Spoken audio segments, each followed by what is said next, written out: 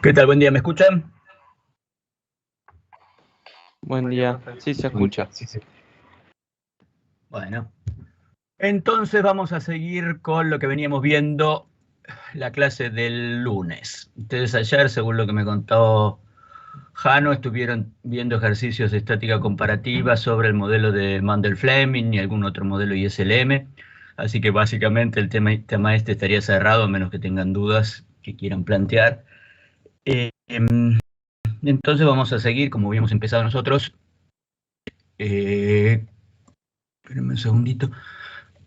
Con el tema el último tema de álgebra lineal, les había dicho de matrices eh, no negativas, ¿no? Básicamente, y todos los temas relacionados con eso. Entonces, ¿cuál es la idea de la clase de hoy? Es revisar básicamente lo poco que vimos en la clase anterior y empezar a enunciar, porque no vamos a demostrar, tres teoremas importantes: el teorema de Perroni, el primer y segundo teorema de Frobenius, ver el teorema de acotación de las raíces o de la raíz maximal para una matriz no negativa, revisar un poquito las condiciones de Hawkins-Simons y de la matriz de Minkowski, y ver matrices y vectores de probabilidad, los vectores de punto fijo y algunos conceptos relacionados con matrices de probabilidad. Ver el concepto de que se trata de una matriz estocástica regular. Y si tenemos algo de tiempo, empezaremos con cadena de Markov, pero no estoy seguro de eso. Vamos a ver entonces, retomemos lo que habíamos visto en la clase del lunes. Habíamos visto básicamente que particionar una matriz significaba subdividirla en matrices disjuntas, esto es, matrices que no compartían ningún elemento en común, y la unión de todas esas matrices nos daba como resultado la matriz dada. A partir de la partición de matrices, hicimos algunos análisis de este tipo de matrices cuando estas matrices eran cuadradas, y lo que dijimos es, bueno, ¿en qué consiste o cuándo una matriz cuadrada? ¿Sí? Cuando la partición de matrices obviamente la puedo ejercer en matrices de cualquier dimensión, pero cuando hablamos de matrices descomponibles nos estamos refiriendo a matrices cuadradas. Cuando decimos que una matriz cuadrada es descomponible, y decíamos que eso era así si yo, mediante el intercambio de algunas de sus filas y las correspondientes columnas, la podía llevar a una matriz de esta forma. ¿Sí? En algunos otros libros de álgebra puede ser que en lugar de tener en el cuadrante inferior izquierdo la matriz nula, aparezca en el superior derecho. Bueno, es una cuestión simplemente de cómo ordeno esto, pero nosotros vamos a utilizar esta estructura porque es más fácil para el desarrollo de algunos temas. Bueno, después dijimos, bueno, ¿cómo puedo operativizar esto? Les contamos la historia de subdividir el conjunto de los n primeros números naturales, donde n representaba el orden de la matriz, ¿sí? Lo subdividía en dos subconjuntos, ¿sí? Que eran disjuntos entre sí, cuya unión era el conjunto n, o sea, era una partición del conjunto, y tenía que ver que para que esa matriz fuese descomponible, que todos los elementos a sub i j fuesen iguales a 0, para todo i que perteneciese al conjunto i, para todo j, que hiciera lo propio con el conjunto j. Bueno, vimos algún ejemplito, y después vimos matrices totalmente descomponibles. Sí, vimos sistemas, pero conceptualmente matriz totalmente descomponible, y también dijimos que una matriz siempre cuadrada era totalmente descomponible si mediante el intercambio de sus filas y las correspondientes columnas la podía llevar a la forma que estoy marcando acá. También operativamente esto consistía en particionar el conjunto de los n primeros números naturales, donde n era, de nuevo, insisto, el orden de la matriz de orden n por n. Ese n es el que el conjunto de los primeros n números naturales, lo particionaba en dos subconjuntos no vacíos, tal que los a sub i j y a sub j i eran iguales a 0, si eso era posible. Entonces decíamos que esa matriz era totalmente descomponible. Después vimos algunos conceptos adicionales. Dijimos cuándo una matriz es no negativa. Y básicamente una matriz es no negativa si todos sus elementos son no negativos. Quiere decir, una matriz que tiene ceros o números positivos como sus elementos es una matriz no negativa. Y lo mismo un vector. Y después dijimos que una matriz era la llamábamos positiva si todos los elementos de esa matriz eran números positivos, o sea, no había ceros ni había números negativos. Y lo mismo respecto de un vector positivo, conceptos. Entonces dijimos, bueno, vamos a empezar ahora con algunos teoremas que son importantes. El primer teorema es el teorema de Perron. ¿Qué dice el teorema de Perron? Yo les sugiero en estos teoremas que pongan las hipótesis y las tesis de cada uno de ellos para entenderlo. No lo vamos a demostrar porque la demostración no son tan simples, pero son importantes ahora y en el futuro. ¿Qué dice el teorema de Perron? Nos dice lo siguiente: una matriz positiva A,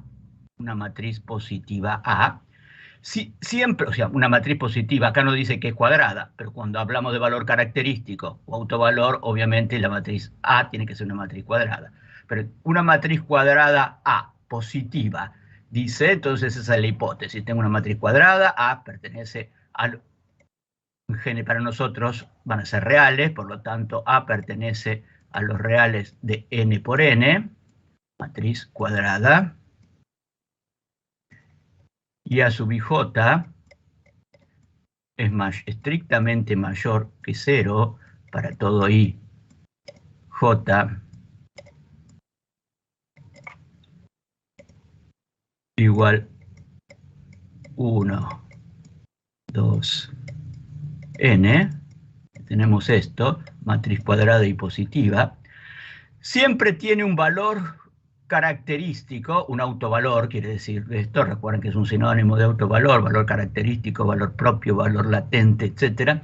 Tiene un autovalor real y positivo R. Esta matriz siempre tiene un autovalor real y positivo R, que es una raíz simple de la ecuación característica, es raíz simple, o sea, tiene un autovalor simple, y excede el módulo de todos los demás autovalores de A. O sea, tengo un autovalor R que es positivo y R es mayor, estrictamente mayor, que el módulo de todos los otros autovalores.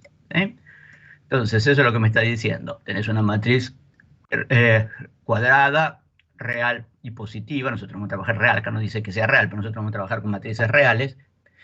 Siempre tiene un autovalor positivo, que es una raíz simple, no lo puse acá, pero tienen que recordar, es raíz simple de esa ecuación, y excede, es mayor al módulo de todos los demás autovalores. Asociados a esta raíz, a este valor, ¿sí? A este autovalor, ¿sí? Que vamos a denominar raíz maximal, corresponde un vector propio, un autovector positivo. O sea que asociado a ese autovalor siempre es posible encontrar un autovector cuyos elementos sean todos positivos. Por supuesto que habrá, asociado a ese valor podré encontrar autovectores con números negativos, dependerá de los valores que yo le dé a los elementos para armarlo, pero siempre es posible, lo que me dice, voy a poder encontrar siempre un autovector real y positivo, ¿sí? Un autovector positivo, con todos los elementos positivos. Para cualquier número S que sea mayor que R, para cualquier número S que sea mayor que esa raíz maximal, la matriz que resulta de hacer S por la matriz identidad y a cuál le resto la matriz dada, ¿sí? S por la matriz identidad menos la matriz dada, la matriz esta, es una matriz regular, o sea, no singular, y su inversa, la inversa de esa matriz, es positiva. Fíjense que este teorema va a ser muy importante en desarrollos posteriores. De nuevo, repetimos, matriz cuadrada, matriz positiva, siempre tiene un autovalor real y positivo R, que es raíz simple de la ecuación característica, y ese autovalor excede el módulo, es mayor, estrictamente mayor que el módulo de todos los otros autovalores de esa matriz. Asociado a ese autovalor siempre puedo encontrar un autovector positivo, y para cualquier número que sea mayor que ese número R, que es real y positivo, la matriz S por I, S por la matriz identidad menos la matriz A, es una matriz regular y su inversa es positiva. Bueno, veamos el siguiente teorema, el teorema de Frobenius, primer teorema de Frobenius. ¿Qué va a cambiar? Va a cambiar ligeramente la hipótesis y ligeramente la tesis. ¿Qué me dice? Mirá, el teorema de Perron tenía la matriz positiva. En el teorema de Frobenius tenés una matriz no negativa, ¿sí? Tengo una matriz no negativa en este primer teorema y no descomponible.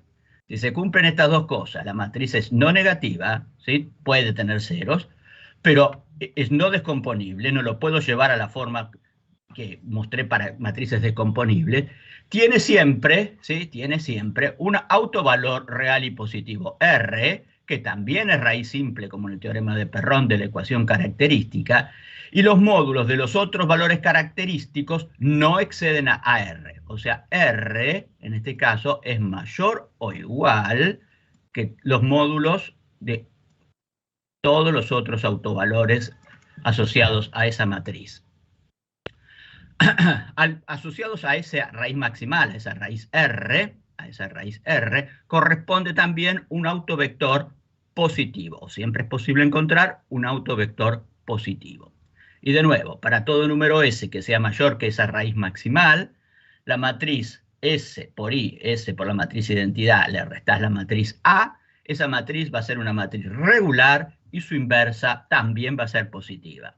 ¿Cuáles son las diferencias entre el primer teorema de Frobenius y el teorema de Perron? Bueno, la hipótesis, yo acá requiero en el teorema de Perron que la matriz sea positiva, en el de Frobenius me basta que sea no negativa, pero si tiene elementos que son ceros, no puede ser descomponible. ¿Sí? ¿Está claro hasta acá? ¿Puedes explicar, por favor, lo último? Viste que al final dice para todo número real S mayor que R, la matriz es regular. Estoy diciendo, suponete que la raíz maximal R sea igual a 2. Sí. ¿Sí? Entonces lo que me está diciendo es, para todo S mayor que 2, 3, 4, 25, Sí. no tiene que ser porque es natural, ¿no? 2,2, 2,7, lo que fuere, ¿sí? Para todo S mayor que esto, si yo hago S por I, hago S por la matriz de identidad, o sea, la diagonal principal va a estar compuesta por S, porque al multiplicar S por la matriz de identidad, lo único que me queda multiplicado por S es la diagonal principal, todo el resto son ceros. S por I menos A, si hago esa resta, la matriz que resulta es una matriz regular. Es una matriz regular. Obviamente hay que demostrarlo, nosotros no estamos demostrando, estamos dando la receta. Es una matriz regular. Y si es regular, es inversible. Y la inversa tiene la característica que es una matriz positiva. Todos sus elementos van a ser positivos. Ok. ¿Sí? Gracias. ¿Entiendes? Sí. Bueno, y el segundo teorema de Frobenius,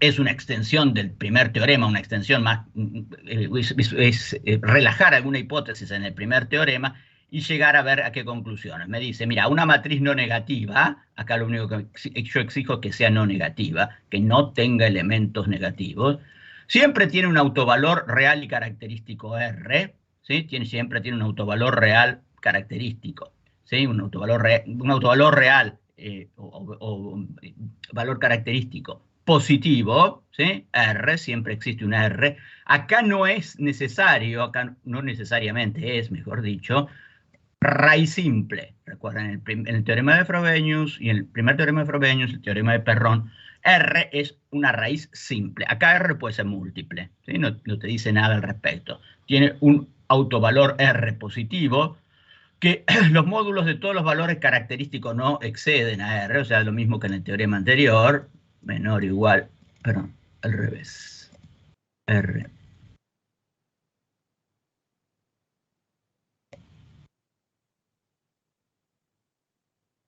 Mayor o igual que el resto de los autovalores, ¿sí?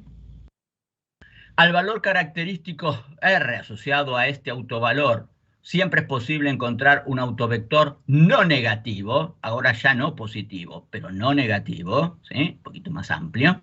Y para todo número S mayor que R, lo de siempre, la matriz S por I menos A es una matriz regular y su inversa en este caso es no negativa. ¿Está? Sí. Ok, fíjense, bueno, acá no hay mucho para que me discutan, digamos, esto lamentablemente es una receta de cocina, yo trato de demostrar todo lo que puedo, pero acá, o sea, esto es muy complejo, es más complejo, con lo cual, lo que tienen que recordar es, bueno, qué dice cada una de las hipótesis de este teorema y cuáles son las conclusiones de este teorema, porque cuando analicemos estabilidad del sistema de ecuaciones en diferencias, vamos a utilizar o vamos a mencionar en algún punto de los desarrollos a estos teoremas. Bueno, otro teorema importante que está de alguna manera relacionado con el teorema que nosotros vimos de acotación de los autovalores es el teorema de la raíz maximal. El teorema de la raíz maximal nos dice lo siguiente. ¿Cuál es el enunciado? Nos dice, la raíz maximal R, la raíz máxima, el autovalor R mayor, de una matriz no negativa A, no puede ser mayor que la máxima suma de los elementos de cada columna, ni menor que la mínima suma de los elementos de cada columna, ni mayor que la máxima suma de los elementos de cada fila, ni menor que la mínima suma de los elementos de cada fila. Nosotros cuando vimos el teorema de acotación de los autovalores, lo que decíamos era que los autovalores de una matriz no podían ser mayores que la máxima suma de los módulos de los elementos de cada fila, ni mayor que la máxima suma de los módulos de los elementos de cada columna. Fíjense que en ese momento hablamos de módulos, porque la matriz A podía ser una matriz cuyos elementos fuesen positivos, ceros o negativos. El teorema de la raíz maximal, que se aplica dentro de las matrices no negativas, lo que me está diciendo es, mira, si vos tenés una matriz cuyos elementos son no negativos, son positivos o nulos, entonces podés formular un teorema en estos términos, que ningún autovalor puede ser mayor que la máxima suma de los elementos de cada fila, ni menor que la máxima suma de la mínima suma de los elementos de cada fila. Está poniendo un máximo y un mínimo. Y lo mismo con respecto a las columnas. A ver... Estas serían las hipótesis, básicamente. Tengo una matriz A, genérica de n por n, no negativa, recuerden que esta es la manera que denotamos que la matriz es no negativa. Si yo sumo los elementos de cada fila, o sea, sumo A sub ij, haciendo variar j desde 1 hasta n, ¿sí? Hago variar j de 1 hasta n, calculo la suma de esos elementos, el hijo de toda la fila es el máximo, y el hijo de toda la fila es el mínimo, y lo mismo hago con respecto a las columnas, donde hago variaría, ahora estoy por fila, entonces hago variar i de i igual 1 hasta n de a sub ij, ¿sí? Y calculo la máxima suma de los elementos de estas columnas y la mínima. Lo que me dice el teorema es que R, ¿sí? El autovalor R, el autovalor máximo, no va a ser mayor, va a ser mayor que el mínimo valor de la columna y menor que el máximo valor de las sumas de los elementos de las columnas, y lo mismo respecto de la fila, mayor que la mínima suma de los elementos de las filas y menor o igual que la máxima suma de los elementos de cada columna. Y como deben cumplirse ambas condiciones, entonces el valor R va a ser mayor o igual que el máximo valor entre Cm y Fm minúscula y menor o igual que el mínimo valor entre el Cm, el C máximo y el F máximo.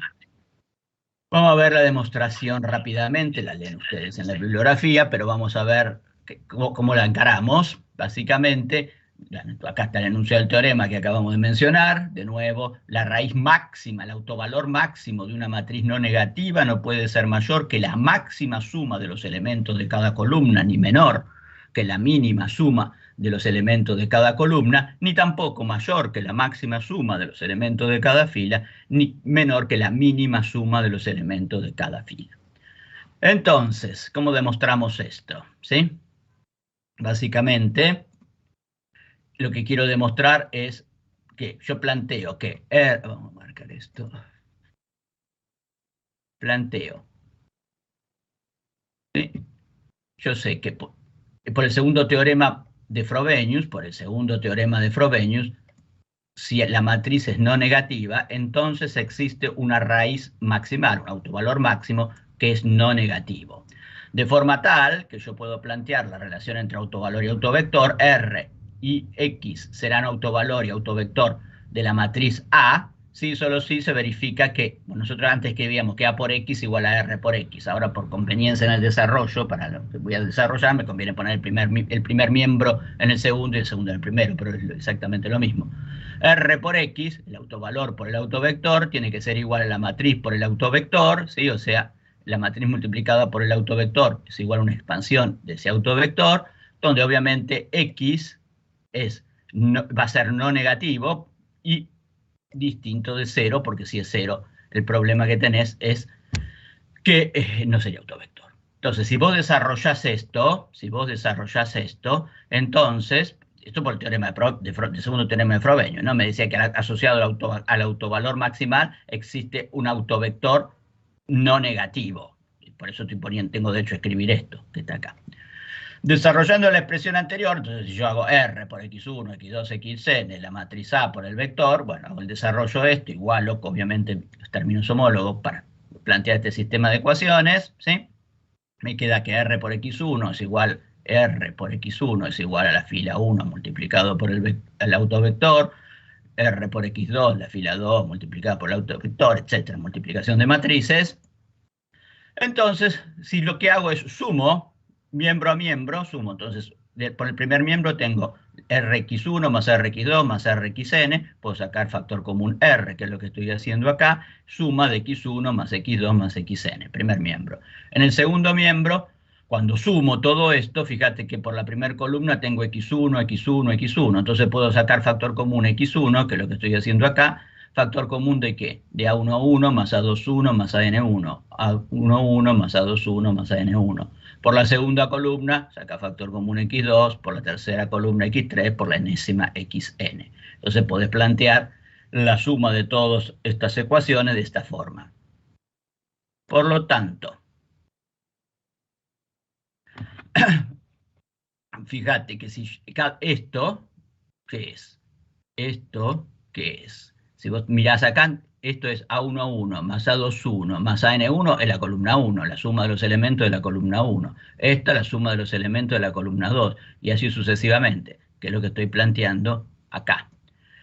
Entonces vos decís, mirá, me dijiste que de C sub 1, C sub 2, C sub n, elegís el máximo, lo llamaba C sub m, mayúscula, y elegís el mínimo, bueno, primero elegís el máximo. Entonces, de todas las sumas, de todas las sumas de cada columna, elijo la mayor. Entonces, máximo de la suma de cada una de las columnas. O sea, C sub j indica la suma de los elementos de cada columna.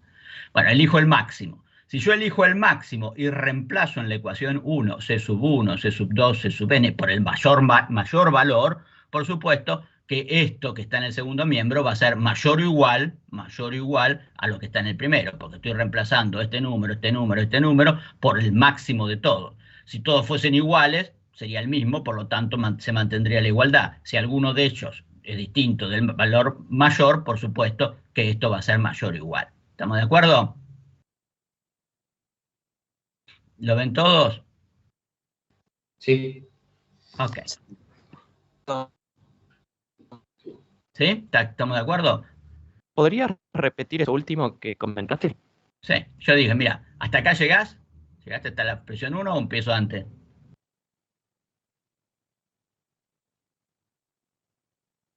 Hola. ¿Me oyen? Sí, sí. Decime de dónde empiezo. ¿Empiezo de 1 o empiezo de antes? ¿Quién me hizo la pregunta? Ahí está, perdón. Se me había caído un segundo. No hay drama. Ahí los factores comunes. Bueno, empecemos de arriba. ¿Hasta acá llegamos? ¿Estamos todos de acuerdo? Sí, sí. Después digo, bueno, sumemos miembro a miembro. Listo. Sacá factor común R en el primer miembro y te queda R suma de X1 más X2 más Xn. ¿Estamos de acuerdo? El segundo miembro digo, bueno, Sí. Vamos a sacar factor común. De la primera estoy sumando todos los elementos, ¿no? Entonces tengo toda la suma de todos los segundos miembros y digo, mira, acá tenés X1 factor común. Sacá X1 factor común ¿de qué? De la suma de todos los elementos que tenés acá. Cuando sumás todos los X2, vas a tener X2 factor común de la suma de todos los elementos que están acá, que es lo que voy escribiendo acá, ¿no? Y con Xn, bueno, genéricamente lo mismo. Entonces decía, a ver, ¿qué es A11 más A21 más AN1? A11 más A21 más AN1 no es otra cosa son las que la columnas. suma de los elementos de la columna 1. Lo mismo de la Ah, columna 2, lo mismo de la columna n. ¿Está? está, ¿Sí? clarísimo. Bueno, entonces, digamos, sigamos de nuevo por las dudas, lo que digo es, bueno, en lugar de escribir todo esto, escribo la C sub 1, donde entiendo que C sub 1 es la suma de los elementos de la columna 1. En lugar de escribir todo esto, escribo C sub 2, donde C sub 2 es la suma de los elementos de la columna 2 y C sub n es lo mismo. Entonces digo, mira, tenés esto que está escrito acá. A ver, entonces, el primer miembro lo dejas igual. ¿Y qué pasa si C1, C2 y Cn, ¿sí? Elegís el mayor de todos estos valores? Si elegís el mayor de todos estos valores, ¿cómo va a ser lo que está en el segundo miembro respecto de lo que está en el primer miembro? ¿Sí? ¿Cómo va a ser? Elijo el mayor de todos estos. Entonces, si elijo el mayor de todos estos, entonces tengo derecho a escribir esto. ¿Por qué tengo derecho a escribir esto? Porque elegí el mayor y además, ¿qué?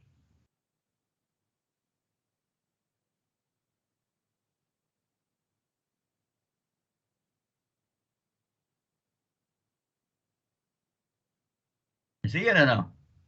¿Lo que estoy preguntando? Sí. Profe, yo diría que es mayor porque estoy multiplicando el vector por x y son, o sea, tipo, puede ser mayor el valor que el otro, que el de R. De la columna M puede ser mayor al de la R. Pero yo estoy diciendo, ok, en lugar de poner C sub 1, C sub 2 y C sub n, que pueden ser, ponerle 2, 4, 3, por decir cualquier cosa, vos me decís, ok, elegiste el 4, me estás eligiendo el máximo. En lugar de poner 2, 3, 4, ¿sí? Tenías que esto era igual a 2 por x1 más 3 más 4, el segundo, 4 por x2 más 3 por x3. Y me decís, no, mira, ahora reemplazate esto, en lugar de poner 2, 4 y 3, pone el máximo. Pone 4 por x2, pone 4 por x1, pone 4 por x2 y pone 4 por x3. ¿Sí? Y yo te digo que esto es mayor o igual que esto, lo que te estoy diciendo, ¿no? Porque me está poniendo que es mayor o igual. ¿Por qué? Porque ya estableciste que en este caso el primer miembro, el que tiene R, es igual a la expresión anterior que tenías, la de lo de C1, C2, Cn, y por lo tanto si estás eligiendo el mayor de esos C y la nueva expresión es mayor que la expresión anterior de los C. Ok, es lo que estoy escribiendo acá. Esto Claro. es menor o igual que esto que está acá abajo, ¿no? O sea, esto mayor que esto. Pero eso se da siempre. Acá sí, pero ¿por qué se da siempre acá? ¿Cuál es la condición que está? ¿Qué es lo que subyace acá? Porque esto podría ser falso dependiendo de los valores de x1, x2, x3, ¿no? ¿Sí? Si hubiese algún negativo muy grande, podría compensar al elegir el máximo, esto podría ser. Pero ¿por qué esto se da siempre acá? R es más chico que CM siempre. R puede ser menor o igual, pero ¿qué es lo que está pasando? ¿Por qué tengo derecho a eso? Para asegurarme eso, para que esto sea verdad, ¿sí? Para que esto sea verdad, cuando reemplace los C sub i j por el máximo de todo, ¿qué es lo que está pasando para poder hacer esta afirmación? Todos son positivos. ¿Cómo es x1, cómo es x2, cómo es xn? Son positivos. El x1, x2 o xn es no negativo por el segundo teorema de Frobenius. Entonces, por el segundo teorema de Frobenius, ¿sí? x1, x2, xn son no negativos. Y en la medida que sean no negativos, siempre nunca van a poder haber compensaciones. ¿Está claro? Sí. ¿Me siguen todos? Al menos lo seguí yo. ¿Me siguen todos? Sí, ahí lo entendí. Tengo derecho a escribir esto porque estos valores, x1, x2, xn, son no negativos. Si hubiese alguno negativo, cuando yo reemplace por el máximo, podría ser que fuese tan negativo que compensase. ¿Estamos de acuerdo? Pero cuando, al ser no negativos, esto me lo garantiza. ¿Sí? Ok, y además, ¿cómo es la suma de todos estos elementos? Si yo sumo x1 más x2 más xn, ¿qué es seguro? ¿Que no va a ser igual a qué? A un número negativo.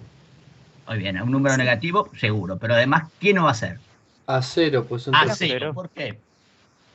todos positivos. Todo positivo. No. Pueden ser positivos o nulos. Pero ¿por qué todos no pueden ser nulos? Para que esto sea cero, dado que no hay ningún negativo, necesariamente todos tendrían que ser nulos, ¿no? Porque no tengo forma de compensar un positivo con un negativo. Entonces, ¿por qué esta suma es distinta de cero? Por ser un autovector. Exactamente, por ser un autovector. Si vos me dijiste que es un autovector, todos sus elementos no pueden ser cero, porque si no, no sería un autovector. Por lo tanto, la suma de todos estos elementos que está acá es distinta de cero. ¿Estamos de acuerdo? ¿Entienden? Sí, sí. Sí, sí. Esas son las cosas que ustedes tienen que entender, porque acá no hay nada memorístico, es todo conceptual. Ok, me dijiste que por el segundo teorema de Frobenius pasa tal cosa. El vector es no negativo. El autovector asociado al autovalor R es no negativo. Listo, entonces todos sus elementos son no negativos, cero o positivos. Ahora, tampoco pueden ser todos los elementos cero, porque si fuesen todos los elementos cero, en cuyo caso el vector sería no negativo, ese vector no sería un autovector, porque por definición de autovector, el autovector tiene que ser distinto del vector nulo. Entonces, a partir de eso, como esto es no negativo y distinto de cero, puedo cancelar esto con esto. No se altera la desigualdad porque este número es positivo siempre. ¿Estamos de acuerdo? ¿Se entiende lo que estoy hablando o no? Sí, sí. Sí. Me dicen, porque lo importante es que lo entiendan, no que yo lo repita, porque yo se supone que ya lo vi muchas veces. Profe, Okay.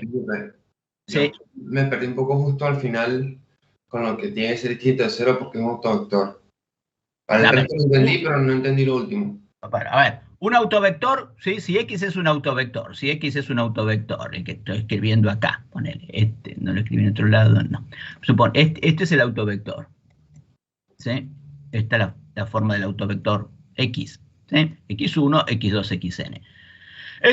Estos elementos, X1, X2, Xn, por el segundo teorema de Frobenius, son no negativos. Son no negativos, ¿por qué? Porque asociado al autovalor máximo siempre existe un autovector no negativo, lo que me decía el segundo teorema de Frobenius que vimos recién. O sea, esto es no negativo. Si es no negativo, o todos los elementos pueden ser positivos o nulos.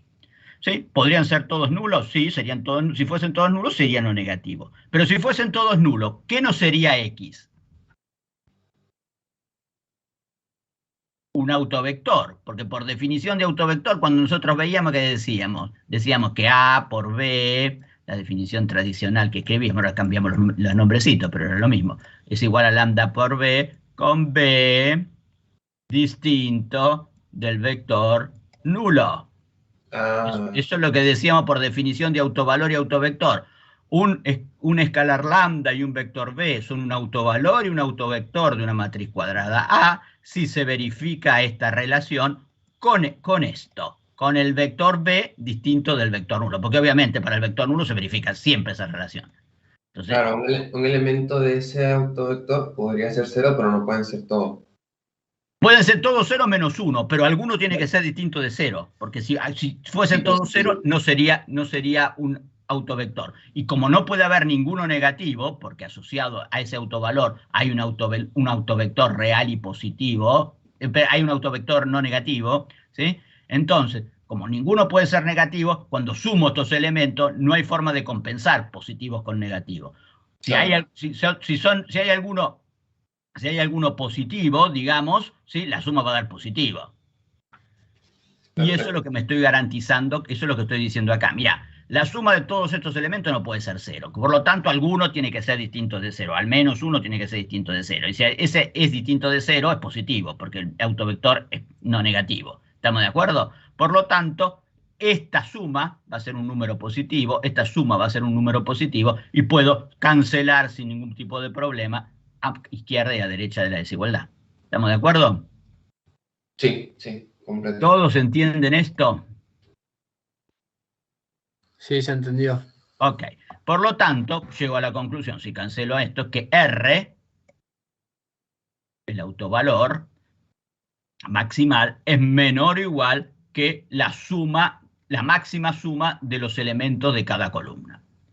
Bueno, si hago lo mismo ahora, pero en lugar de reemplazar por el CM máximo, reemplazo por el valor menor de la suma de los elementos de cada columna, entonces tengo derecho a escribir esto. Ahora el sentido de la desigualdad se va a alterar porque estás reemplazando por el valor menor. Y como estos números nunca hay ninguno negativo, estás seguro que se va a verificar esta relación. Cambiaste, en lugar de poner el CM máximo, estás poniendo el más chiquito, por lo tanto la desigualdad, el sentido de la desigualdad va a cambiar. Y de nuevo, como esto es distinto de cero, puedo cancelar, por lo tanto, llego a la conclusión que R tiene que ser mayor o igual a la mínima suma de los elementos de cada columna. Si se verifica 2 y se verifica 3, entonces R, ¿sí?, el autovalor maximal va a ser mayor o igual que la suma de los elementos, el valor menor de la suma de los elementos de cada columna y menor o igual que el valor mayor de la suma de los elementos de cada columna. Llegué a la conclusión entonces que R va a estar entre el valor mínimo de la suma de los elementos y el máximo. De forma análoga, ¿sí?, teniendo en cuenta la propiedad de que los polinomios característicos de su matriz y de una matriz y de su traspuesta es el mismo polinomio característico, haciendo exactamente lo mismo, ¿sí?, nada más que ahora transponiendo la matriz A, voy a llegar a esta conclusión. Ahora, en lugar de trabajar por columna, voy a trabajar por fila. Por lo tanto, si R tiene que ser mayor o igual que el mínimo de C y también mayor o igual que el mínimo de F, entonces tiene que ser menor o igual al máximo de estos dos. Y el máximo de estos dos, por supuesto, bueno, lo escribo min, criterio del máximo mínimo, el máximo de los mínimos.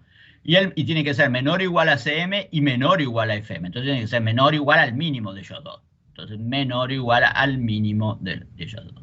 Este es el teorema de acotación el teorema de la raíz maximal, o de acotación de los autovalores cuando trabajo con matrices no negativas, y es un teorema importante, porque y además es de muy fácil aplicación. Lo único que tengo que hacer es sumar las filas, sumar las columnas, elegir el mínimo de la fila, elegir el máximo de la fila, igual que las columnas, y sé que se va a verificar esto que acabo de mostrar. ¿Está claro? Bueno, al final hice la demostración de esto que no quería hacerla. ¿Estamos? Sí, estamos. Listo. Sí. Sigamos. Entonces, esto era el teoremita que estamos viendo acá. Bueno, condición de Hawking-Simons. Ok, ¿qué dice esta condición? A ver, si vos tenés un sistema de ecuaciones lineales, ¿sí?, sistema de ecuaciones lineales que planteás de esta manera, ¿sí?, que es la forma de un sistema de ecuaciones lineales, por ejemplo, si S es igual a 1, asociado a la matriz de insumo-producto, cuando yo trabajo con el modelo de insumo-producto, ¿sí? ¿Se acuerdan del modelo de insumo-producto que los planteé en una de las clases iniciales? Bueno, pues llego a esto nada más que en lugar de S igual S genérico es igual a 1. Es un problema que yo tengo cuando resuelvo la matriz de insumo-producto para determinar cuáles son los niveles de producción de la economía en determinadas circunstancias. Bueno, pero más allá de la aplicación concreta, que es una de esas aplicaciones, puede ser esa, ¿sí?, donde si nosotros tenemos que resolver este sistema, que representa algún modelo económico, ¿sí?, por ejemplo, donde A es una matriz no negativa, y fíjense, recuerden que en la matriz de coeficientes, de la matriz de Leontief, o coeficientes técnicos, ¿sí?, es una matriz no negativa, porque las relaciones siempre son no negativas, ¿sí?, cuando compro de un sector o vendo otro sector. Bueno, y C es un vector no negativo, en ese mismo modelo C es el vector de demanda final, y por lo tanto las demandas finales son no negativas. Tengo que A es una matriz no negativa, tengo que C es un vector no negativo, y S es un número real no negativo, ¿sí?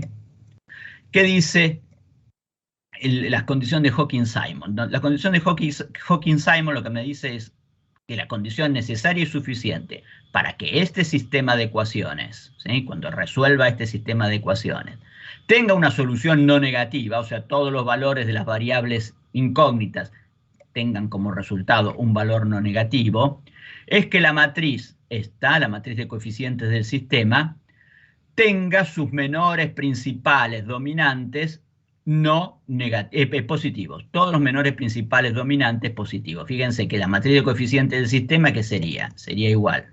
Esta S por I menos A en este sistema. Será igual a S menos A 1, 1, A menos A 1, 2, etcétera, menos A 1n, estoy restando la matriz S por I, la matriz A, acá tendré menos A2, 1, acá tendré S menos A2,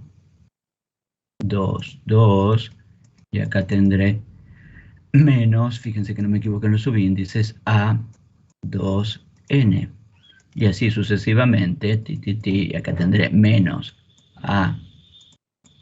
AN1, menos A N2, y acá tendré S menos A NN. Entonces, ¿qué me dice en la condición esta? Me dice, mira, condición necesaria y suficiente para asegurarte que el vector X sea un vector no negativo, o sea, los resultados de resolver el sistema te dé valores no negativos, es que esta matriz tenga los menores principales dominantes positivos. ¿Cuáles son los menores principales dominantes de la matriz? Bueno, los determinantes asociados a la diagonal principal. El primer menor dominante será este, el segundo menor principal dominante será este, y así sucesivamente. Me voy desplazando a lo largo de la diagonal principal y todos los determinantes de órdenes sucesivos tienen que ser todos positivos. Eso es lo que me exige para tener una solución no negativa, ¿sí? ¿Cuál es la hipótesis de esto? Es, mira, primero, que A es no negativa, ¿sí? La matriz A es no negativa. Si tiene una matriz que puede tener valores negativos, esto ya no es válido. S es un número no negativo, no solo no negativo, es un número positivo. Que, por ejemplo, 1, como les decía en el caso de la matriz de insumo-producto. Si se verifica entonces que los menores principales dominantes de esta matriz de coeficientes, en el caso de insumo-producto reemplazaría el S por un número 1, ¿sí? Si se verifica que todos esos menores principales son positivos, entonces podés asegurar que los resultados de resolver este sistema, o sea, los valores de las incógnitas de este sistema, el vector punto va a ser un vector no negativo. Entonces, pero estas condiciones se pueden traducir de otra forma. Se pueden expresar las mismas condiciones de otra manera que son más fáciles de comprobar. No, acá tengo que calcular todos estos determinantes. Es muy difícil, no tampoco tanto, pero digamos, si en lugar de hacer esto, lo que digo es, mira, sumo las filas de la matriz A, ¿sí? Elijo la máxima. Sumo las columnas de la matriz A, elijo la máxima, ¿sí? Entonces, por el teorema de Frobenius sabemos que si S es mayor que el valor FM, ¿sí? Que es FM. Si yo elijo la máxima, ¿qué estoy haciendo cuando elijo la máxima y elijo la máxima esta? ¿Sí? ¿Qué estoy diciendo? Estoy diciendo que ningún autovalor, por el teorema que acabamos de ver, ¿sí? Puede ser mayor que estos valores, puede ser menor o igual, ¿estamos de acuerdo? Por el teorema anterior llegamos a esta conclusión, ¿no? Llegamos a que R es menor o igual que esto y R es menor o igual que esto. O sea, el autovalor máximo, el autovalor maximal, va a ser menor o igual que Cm, donde Cm es la máxima suma de los elementos de la columna, y menor o igual que Fm, donde Fm es la máxima suma de los elementos de las filas, ¿sí? Entonces, ¿sí? Tengo derecho a escribir esto. Tengo derecho a escribir que si S es mayor que Fm, entonces el sistema verifica la condición de Hawking-Simon. ¿Cuál es la condición de Hawking-Simon? Que si tenés este problema, el vector solución es el vector S es el vector no negativo. ¿Y por qué tengo derecho a escribir esto? Porque si me apoyo en el segundo teorema de Frobenius, en en el segundo teorema de Frobenius, me dice que A es no negativa, perfecto, A es no negativa, listo. Entonces, me decís que asociada a la matriz A tenés una raíz maximal, que esa raíz maximal, todos los otros autovalores no exceden ese valor, todos los otros autovalores son menores o iguales a ese módulo, menores o iguales a esa raíz maximal. Para cualquier número S mayor que R, para cualquier S mayor que R, entonces esta matriz es no singular, lo que me garantiza que puedo resolver el sistema, porque la matriz de coeficiente es una matriz regular, y su inversa es no negativa. Pero, ¿qué más me dice el segundo teorema de Frobenius? Que asociado a este autovalor máximo, siempre existe un autovector, ¿dónde está esto? Al autovalor máximo corresponde un vector característico no negativo, y el vector característico no negativo va a ser el vector X, ¿no? Entonces lo que estamos diciendo básicamente acá, que si vos tenés que resolver un sistema de ecuaciones lineales, en el cual tenés que A es una matriz no negativa, tenés que C, por supuesto, es un vector no negativo, ¿sí? Es un vector no negativo.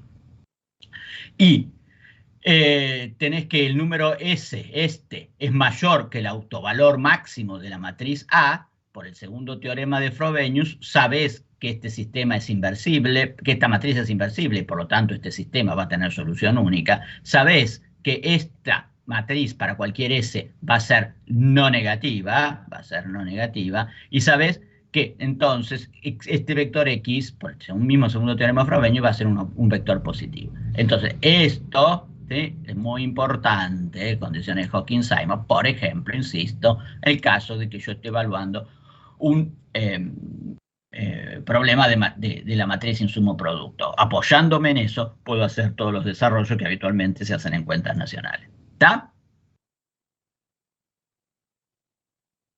¿Se fueron todos? ¿Hay alguien? Sí, sí. ¿Sí? Piénsenlo, porque esto es pensar, ¿no? Piénsenlo. Léanlo y piénsenlo.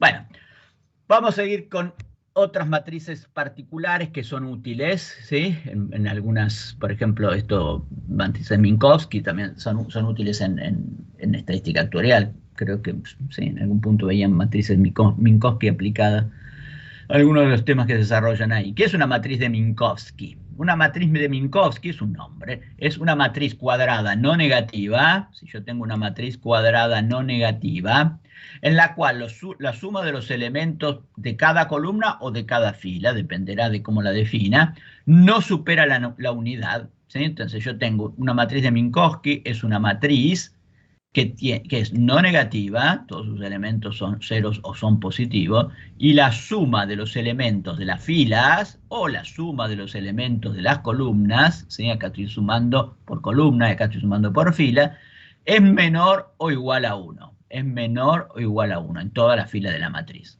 Si se cumple esa matriz, es una matriz que llamamos matriz de Minkowski. La matriz de coeficientes técnicos, ¿sí?, de insumo producto, también es una matriz de Minkowski. ¿Estamos de acuerdo? Es una definición. ¿Está claro? ¿Puede ser una matriz que se le han asignado a las posiciones un porcentaje, por ejemplo, o no tiene nada que ver con eso? Cualquier matriz en que la suma de los elementos de todas sus filas y la suma de los elementos de todas sus columnas sea menor que 1, ¿sí?, sea menor que 1, es una matriz, y por supuesto positivos o negativos, positivos o cero todos sus elementos. Si se verifica esto o se verifica esto, entonces esa matriz recibe el nombre de matriz de Minkowski. Chao, no hay más que una definición. Llamo matriz de Minkowski, porque al señor Minkowski se le ocurrió hacer esto para algún desarrollo, a una matriz que cumple con estas condiciones. ¿Estamos? Sí, sí. Si vos tenés una matriz, por ejemplo, que es una matriz que es 0,3, 0,5, 0,2, 0,7, es una matriz de Minkowski por fila. Todos sus elementos son no negativos y la suma de la fila, esto da 0,8, esto da como 0,9. Por lo tanto, la suma de los elementos es menor o igual a 1. Podría ser 1, podría acá haber puesto, por ejemplo, 0,3. Y esto me da 1 y es una matriz de Minkowski. ¿Estamos? Sí, se entendió. Ok. Vamos entonces a otros conceptos que vamos a usar en los temas que siguen. Aquí llamamos vector de probabilidad o vector estocástico. Es todo vector fila o columna, ¿sí? Definido como vector fila o definido como vector columna, cuyos componentes son no negativos. O sea, si yo tengo, y además algo más, ¿no? Son no negativos y la suma de los elementos da 1. O sea, si yo tengo un vector cuyos componentes son todos no negativos, positivos o nulos, y la suma de los elementos de ese vector es 1, ¿sí? Entonces, sea un vector fila, sea un vector columna, ese vector se define como vector de probabilidad o vector estocástico. Dos condiciones se deben cumplir. Todos los elementos, los P sub i del vector, son no negativos y la suma de todos sus elementos es 1. ¿Estamos? Sí. Definición. Sí. No hay mucho. Sí. ¿Quieren hacer una pregunta? No, solo dije que sí, que estábamos. Perfecto. Matriz de probabilidad o matriz estocástica. Una matriz cuadrada, ¿sí? No podemos hablar de matrices de probabilidad cuando la matriz no es cuadrada. Una matriz cuadrada P, cuyas filas o columnas son vectores de probabilidad, o sea, con las filas, la suma de los elementos de la fila es igual a 1. Y todos los elementos son no negativos. O por columna, ¿sí? Nosotros lo vamos a ver por fila, pero también lo podemos ver por columna. Esa matriz es una matriz de probabilidad. O sea, cada fila de la matriz es un vector de probabilidad o cada columna de la matriz es un vector de probabilidad. Si se verifica eso, entonces la matriz P es una matriz estocástica o matriz de probabilidad. Fíjense que la matriz de probabilidad o matriz estocástica es un caso particular de la matriz de Minkowski, donde toda la suma de los elementos es estrictamente igual a 1. En lugar de ser menor o igual a 1, es estrictamente menor o igual a 1. Estrictamente igual a 1. Propiedades de las matrices estocásticas. ¿Está claro lo que es una matriz estocástica? Entonces, una matriz estocástica nosotros la vamos a definir en los desarrollos que utilicemos por fila. O sea, la matriz estocástica para nosotros va a ser, este va a ser el vector 1, este va a ser el vector de probabilidad 2, este va a ser el vector de probabilidad n. Por fila, vectores fila. Esa matriz... Sí, estos son vectores, ¿no? Vamos a poner una rayita para que sepan que es vector y no elemento. Esta matriz, ¿sí? Cuyos vectores de probabilidad son P1, P2 y Pn, es una matriz de probabilidad. Para hablar de matrices de probabilidad hay que hablar de matrices cuadradas, si no, no tiene sentido. Bien, entonces, ¿cuáles son las propiedades de estas matrices estocásticas, estas matrices de probabilidad?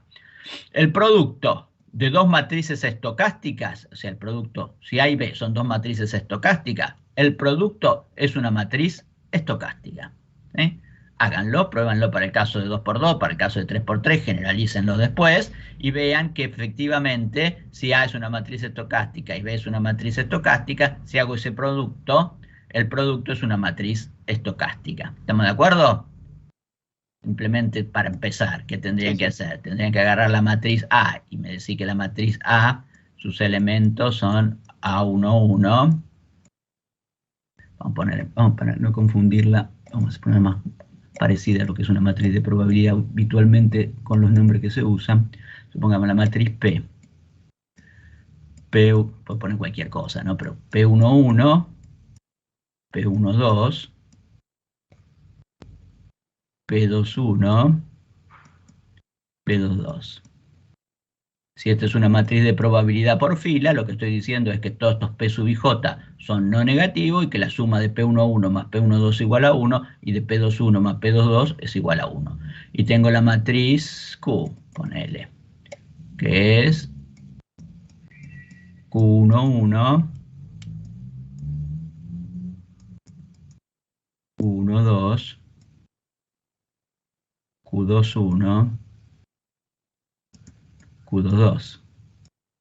Y vos me dijiste, ok, esta matriz también es una matriz de probabilidad por hipótesis, tenés dos matrices de probabilidad, dos matrices estocásticas, la suma, también los elementos son no negativos, la suma da 1, entonces se hace P por Q, vamos a borrar acá, vamos a escribir, P por Q, ¿qué tenés? Si hago P por Q, ¿cuál va a ser el resultado de este producto?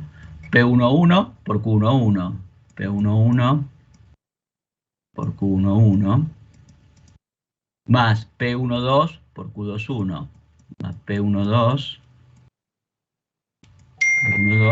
por Q21.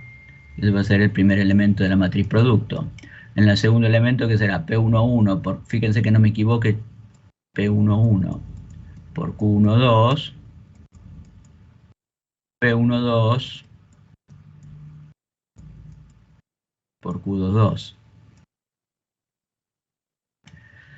Acá abajo que tendré el elemento 21, P21 por P11, P21 por Q11, por Q11, más P12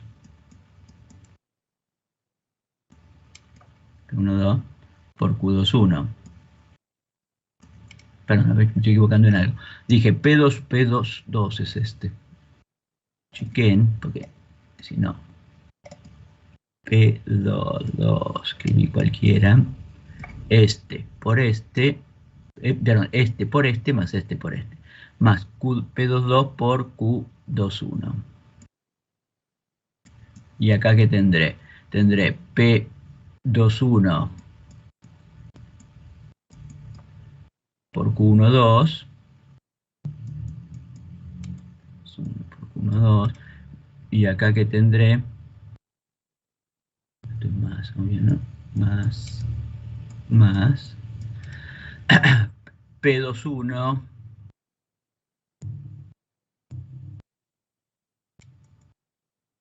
por ¿qué hice? P21 por P22, ¿no? P22 P22, no veo ni yo lo que escribo acá, P22 por Q22, ¿está? Fíjense que no me haya equivocado los subíndices que puse, que tampoco se lee mucho, pero bueno. Ok, entonces fíjate, para que sea esta matriz sea una matriz de probabilidad, cada elemento tiene que ser no negativo. No puede ser ningún elemento negativo. A ver, si es el producto de dos números no negativos, es un número no negativo. La suma de dos números no negativos es un elemento no negativo. Este elemento es no negativo. Lo mismo cada uno de los elementos. Y para que sea una matriz, esto sea una matriz de probabilidad, entonces la suma de los elementos de cada fila, ¿sí? Lo estoy definiendo por fila, tiene que ser 1. Fíjate en la primera fila, que decir, la primera fila tendría P11 por Q11 más P12 por Q21 más el segundo elemento P11 por Q12 más P12 por Q21, esto tiene que ser igual a 1. ¿Y qué podés hacer acá? Ok, decía, a ver, ¿qué puedo sacar factor común? Puedo sacar factor común, por ejemplo, sigo acá abajo, P11, factor común de Q11 más Q12. Ay, Dios, esta porquería. Más Q12. Esto y esto, factor común P1, más P12, factor común de Q21 más Q22. Ok, pero Q me dijiste que es una matriz de probabilidad por fila, entonces Q11 más Q12, esto tiene que ser 1. Y lo mismo Q21 más Q22, esto tiene que ser 1. Por lo tanto, esto es igual a P11 más P12. Pero P me dijiste que era por hipótesis una matriz de probabilidad, entonces esto es igual a 1. ¿Estamos de acuerdo? Y lo mismo para la segunda fila. ¿Está? Sí, una duda. Para las matrices estocásticas, si vos definís que los vectores estocásticos son las filas, ¿no es requisito que las columnas también sean vectores estocásticos? No. Ok. Solo las filas. ¿Sí? Las filas o las columnas. Podría darse el caso que sean las dos, pero Consulta, sí. La matriz A y la matriz B tienen que tener alguna relación o... ¿Relación en cuanto a qué? Tienen que ser las dos matrices de probabilidad. Pues lo que representen después dependerá del modelo en que trabaje, digamos, pero no tiene, desde el punto de vista matemático, lo único que estoy diciendo es, mira, tenés dos matrices de probabilidad, entonces, si tenés dos matrices de probabilidad, el producto de dos matrices de probabilidad es otra matriz de probabilidad. Por supuesto que del mismo orden, ¿no? Porque si no el producto no sería conformable. Si tenés dos matrices de probabilidad del mismo orden, entonces puede ser producto. Si una de orden 2 por 2, otra de 3 por 3, el producto no está definido, obviamente. ¿Estamos de acuerdo, no? Sí. ¿Entiendes lo que estoy diciendo? ¿Sí o no? Sí, se entiende. Ok, muy bien, sigamos entonces. A ver, segunda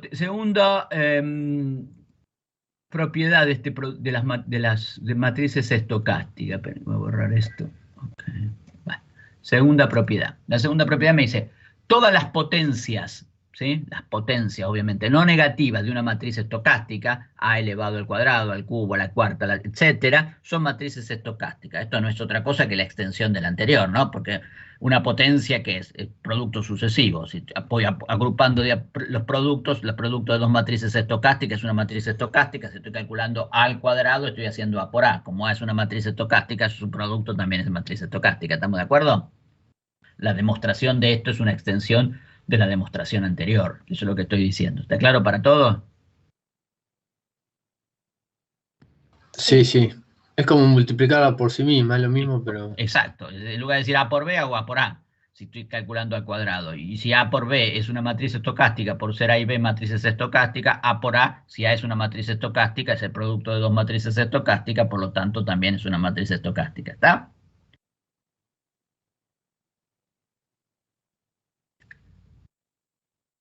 ¿Está o no está? Sí, sí. Okay. Sí, sí. 3. Toda matriz estocástica tiene un autovalor que es igual a 1, tiene un autovalor igual a 1, y todos los otros autovalores tienen módulo menor o igual a 1. Todos los otros autovalores tienen módulo menor o igual a 1. ¿Sí? Entonces, ¿cómo demostramos esto? A ver, y si lo tengo demostrado aquí. Ok, acá está. Bueno, acá sí no voy a hacer la demostración para no perder demasiado el tiempo, pero está hecha acá. Mira, como P es una vamos a revisarla rápidamente. Quiero demostrar que toda matriz estocástica tiene un autovalor, ¿sí? Igual a 1, y que todos los otros autovalores son menores o iguales a 1. Fíjense que esto de alguna forma lo puedo intuir a partir del segundo teorema de Frobenius y a partir de la raíz maximal. ¿Sí? El teorema de la raíz maximal. El teorema de la raíz maximal que me dice que ningún autovalor puede ser mayor que la máxima suma de los elementos de cada fila o de cada columna. En este caso de la fila, la suma de los elementos es siempre 1, con lo cual el máximo es 1, por lo tanto ningún autovalor puede ser mayor que 1, digamos, hasta mayor o igual a 1. Entonces, fíjate. Eso es lo que me está diciendo por una parte. Por otra parte, la matriz de probabilidad es una matriz no negativa. Entonces, apoyándome en el segundo teorema de Frobenius, yo sé que una matriz no negativa siempre tiene un autovalor real y positivo R, ¿sí? Que en este caso va a ser el máximo, va a ser igual a 1, y todos los otros autovalores son en módulo menores o iguales a ese valor. Por lo tanto, entre los dos teoremas esto es lo que estoy construyendo esto, pero lo puedo demostrar de otra forma. Fíjate, como P es una matriz estocástica, ¿sí? De nuevo, P es una matriz no negativa. Bueno, acá está. Por el segundo teorema de Frobenius, la raíz maximal R, ¿sí? Va a ser no negativa. Y R va a ser estrictamente mayor, va a ser mayor o igual a los módulos de todos los otros autovalores, ¿sí? Si K es un vector, y va a tener asociado a ese un autovector no negativo. Entonces, si acá lo definimos como vector fila, podés escribir que R por K1, K2, Kn, ¿sí? Autovalor por el autovector expresado de esta manera, es igual, en lugar de posmultiplicar ahora la matriz por el autovector la estoy premultiplicando. ¿Por qué? Porque le estoy definiendo el vector K por fila. ¿Y por qué me conviene definirlo por fila? Y porque yo estoy definiendo la matriz de probabilidad por filas. Entonces me conviene que el autovector, en lugar de definirlo por columna, lo define por filas. Es una cuestión de conveniencia en el desarrollo, el planteo que estoy haciendo, porque estoy planteando que mi matriz de probabilidad lo es por fila. Si lo fuese por columna, podría seguir con la notación que usábamos antes, pero como nos conviene siempre plantear las matrices de probabilidad por fila, en general, en los problemas económicos, lo hacemos de estos términos. ¿Está? Entonces, se verifica esto, ¿sí? Porque R y K son autovalor y autovector de la matriz P, obviamente K es distinto del vector nulo. Si hago el desarrollo de esto, tengo R por K1, R por K2, R por Kn, y esto me quedará K1 por K1, K2, Kn por esta columna, K1, K2, Kn por esta segunda columna, K1, K2, Kn por esta enésima columna, que es lo que estoy escribiendo acá. R por K1, ¿sí? El primer elemento tiene que ser igual, fíjate que el resultado de esto va a ser un vector de 1 por n, una fila, n columna. El resultado de este producto va a ser también, si yo hago todo esto, va a ser de 1 por n. Para que estos dos vectores sean iguales, cada uno de los elementos de la fila esta tiene que ser igual a los elementos de las columnas respectivas estas, ¿no? De las filas respectivas estas. Entonces, R por K1 tiene que ser igual a K1, K2, Kn por el vector P1, P2, P11, P21, Pn1. Si hago el desarrollo, tengo esto. Lo mismo la segunda, lo mismo la enésima.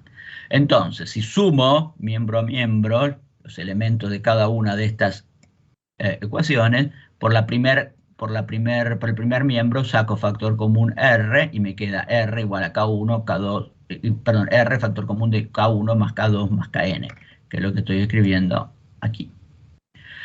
Por la segunda, el segundo miembro, fíjate que por la primera columna, cuando sume, puedo sacar factor común K1, factor común de P11, P12, P1n. Bueno, el desarrollo es muy similar que hicimos para de la raíz maximal, no hay nada muy diferente en esto.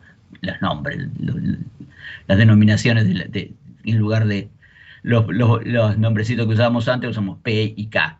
Ok, lo mismo saco factor común K2, lo mismo saco factor común Kn. Listo. Fíjate. Obviamente que P11, P12, P1n son la suma de los elementos, de la primera fila. Y como es una matriz de probabilidad, esto tiene que ser 1, porque me dijiste que era una matriz de probabilidad por fila. P21 más P22 más P2n son la suma de los elementos de la segunda fila de la matriz P, que me dijiste que es una matriz de probabilidad, la suma tiene que dar 1. Y lo mismo, la suma de todos, cada uno de estos paréntesis. Todos son 1 por ser P, una matriz de probabilidad. Entonces, 1 por K1 es K1, más 1 por K2 es K2, más 1 por Kn es Kn. Por lo tanto, llegas a que R es igual a esto que está acá. Ahora, la suma de K1 más K2 más Kn, ¿cómo va a ser? ¿Distinto de qué?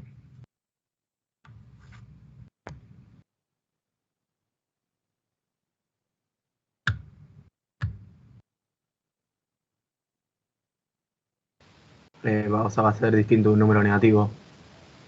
Bueno, K1, K2, Kn no van a ser números negativos, pero además va a ser distinto de qué. Distinto de 0. Distinto de 0 porque K es un autovector. Sí. Entonces es distinto de 0. Y si esto es distinto de 0, entonces yo puedo tachar esto con esto. Y acá me queda que R, o divido, digamos, paso esto dividiendo aquí, esto me queda el 1, ¿no? Por lo tanto, R es igual a 1. Demostraste que la raíz R, raíz maximal, siempre una matriz de probabilidad tiene una raíz maximal 1.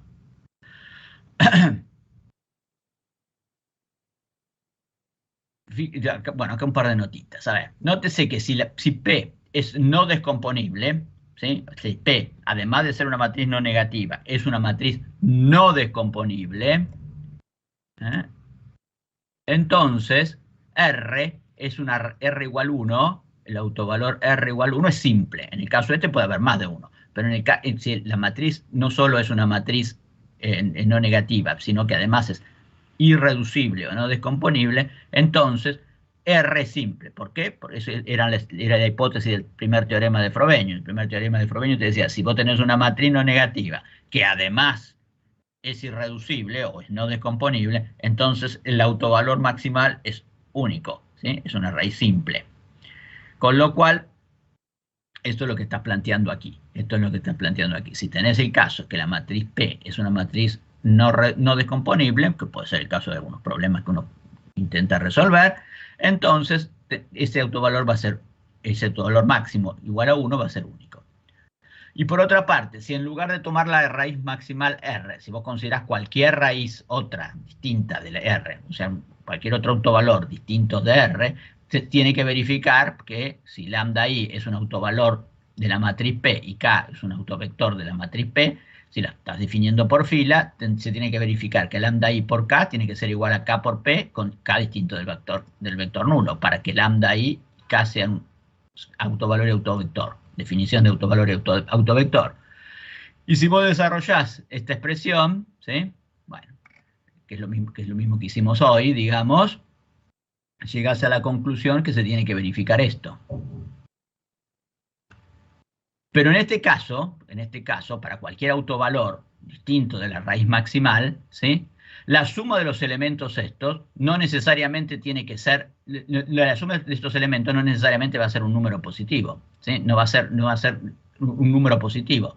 Y bien podría ser 0, ¿sí? Podría ser 0. ¿Por qué? Porque podría haber valores positivos y valores negativos, porque el autovector asociado a cualquier autovalor distinto del maximal no tiene por qué ser no negativo, ¿sí? ¿Estamos de acuerdo en lo que estoy diciendo? Con los teoremas de Frobenius voy a decir que al autovalor maximal le corresponde un autovector no negativo, ¿sí? O positivo, dependiendo de cuál de los teoremas se trate.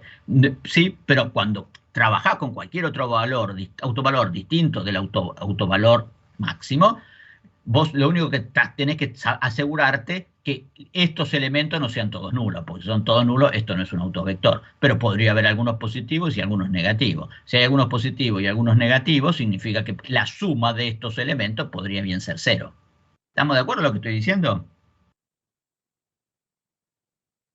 Sí. Uno me sigue, otro más, 2, 3, 5. ¿Me siguen o no? Sí, se entendió. Ok, bueno. Entonces, ¿sí? Si la suma, cuando la suma da 0, significa básicamente lo que dice acá, solo en esta situación podría ser que lambda, ¿sí? Si la suma de sus componentes es 0, solo en esta situación podría ser, estamos trabajando con un lambda distinto de 1. Por lo tanto, si los vectores propios corresponden a lambda distinto de 1, ¿sí? A lambda distinto de 1, la suma de sus componentes va a ser 0. Porque si lambda fuese 1, que es la raíz maximal, la suma de sus componentes tendría que ser distinta de 0 y siempre positiva. ¿Estamos de acuerdo? No pierdan de vista las cosas que estamos utilizando para decir esto. Estamos utilizando el teorema de Frobenius, segundo teorema de Frobenius, primero según se trate de la matriz descomponible o no, ¿sí? Y estamos utilizando el concepto de autovalor y autovector. Si usando eso, estas conclusiones son inmediatas. ¿Tá? No hay ningún problema sobre esto. Entonces tenemos que tener en claro, si lambda es distinto de 1 significa que no es maximal. Entonces si no es maximal, la suma de los elementos estos tiene que ser igual a 0. Porque si lambda fuese la raíz maximal, la suma de estos elementos tiene que ser distinto de 0. ¿Sí? Y si tiene que ser, obviamente tiene que ser un número positivo, porque asociado al autovalor maximal existe esto que es positivo. Pero cuando el autovalor no es maximal, esto no es necesariamente positivo. ¿Estamos? Bueno, revisen eso. Otro concepto. Vector de probabilidad fijo, fíjense, vector de probabilidad fijo, o también llamado punto fijo. Un vector de probabilidad T, que vamos a llamar T, es un vector de probabilidad, un vector de probabilidad fijo o punto fijo de la matriz P, si se verifica que T por P es igual a T. Si se verifica esta relación, T por P, ¿sí? Es igual a T, donde T obviamente es un vector fijo por fila, es un vector por fila. Fíjate, lo que te dice acá, que, mira, fíjate que el autovector, el vector de probabilidad fijo, ¿sí? Corresponde a un autovalor propio igual a 1, porque yo puedo escribir T por P igual a 1 por T, o a T por 1 si querés, lo mismo, porque en este caso no cambia nada, pero vamos a ponerlo, es un escalar por un vector premultiplicado por multiplicar lo mismo.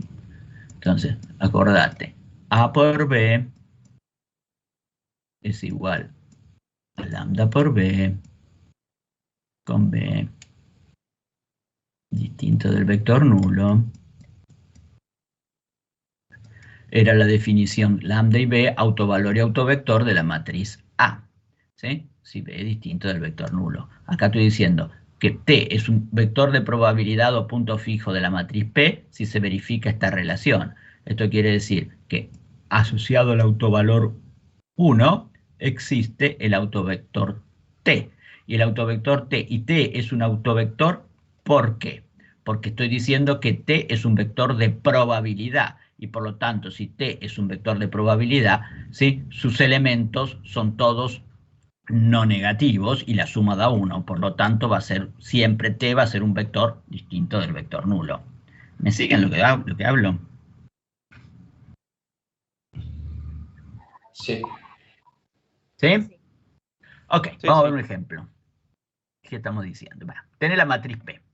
La matriz P es una matriz de probabilidad. Yo tengo una matriz de probabilidad de 2 por 2, definida por fila.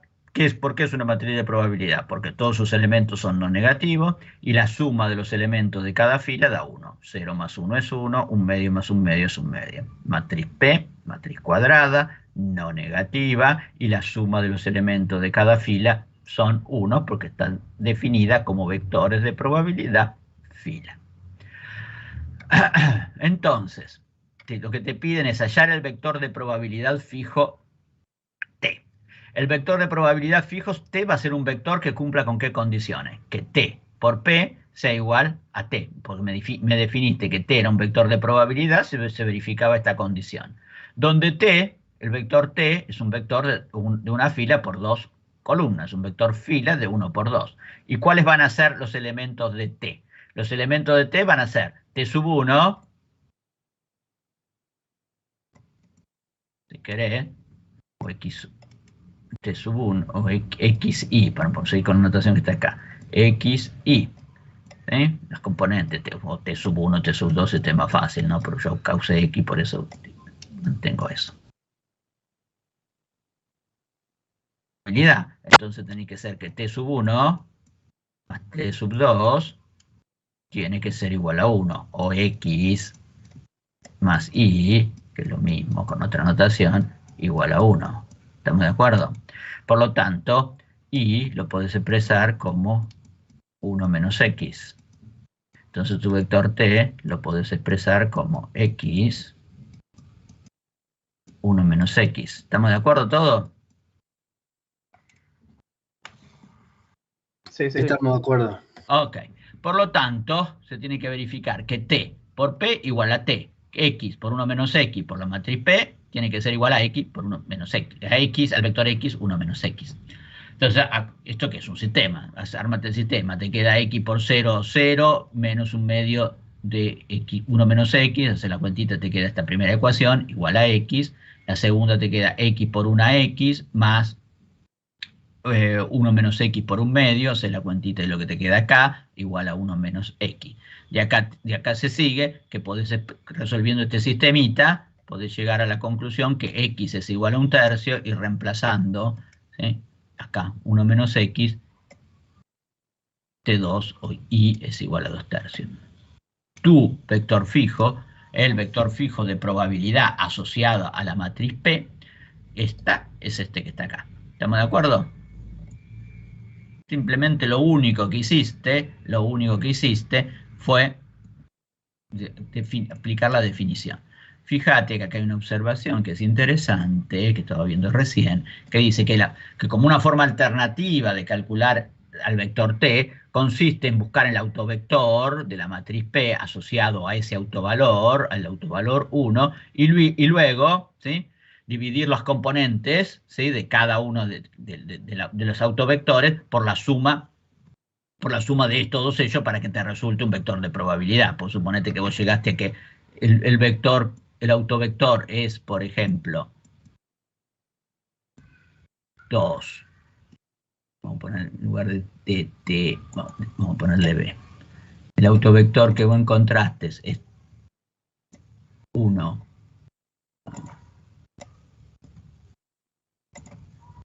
1, 2, construiste este autovector vos.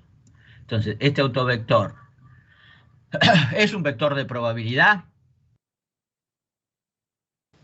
No, porque la suma de los elementos es mayor a 1. Perfecto. Vector de probabilidad, todos sus elementos no negativos y la suma 1. Todos los elementos no negativos, listo. Ok, vale. Suma 1, no. Entonces, esto no es un vector de probabilidad. Lo que dice, bueno, querés estandarizar este vector y transformarlo en un vector de probabilidad. ¿Qué tenés que hacer?